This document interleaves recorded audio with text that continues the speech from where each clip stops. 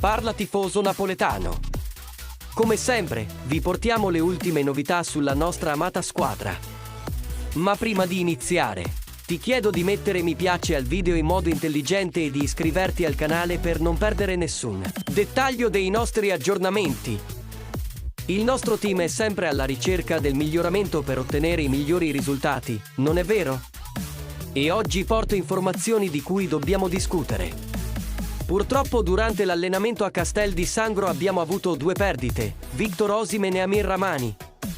Il difensore kosovaro, Rrahmani, autore del recente gol che ci ha regalato la vittoria contro l'Augsburg, ha avuto un problema al polpaccio.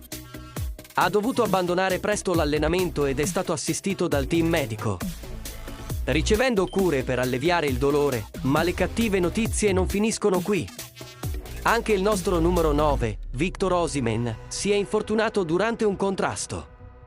Il nigeriano è uscito zoppicando dal campo dopo aver ricevuto i primi soccorsi e una benda alla caviglia. Ora non ci resta che attendere informazioni ufficiali da SSC Napoli sulle condizioni di questi due importantissimi giocatori della nostra rosa, diretta da Rudy Garcia. E ora, la domanda scottante: cosa pensi che questo possa influire sulle prestazioni della squadra? Lascia le tue opinioni nei commenti.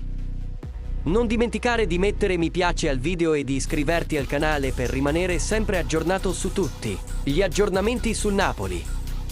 Speriamo in un rapido recupero dei nostri atleti e in una prestazione ancora più forte sul campo. Forza Napoli sempre!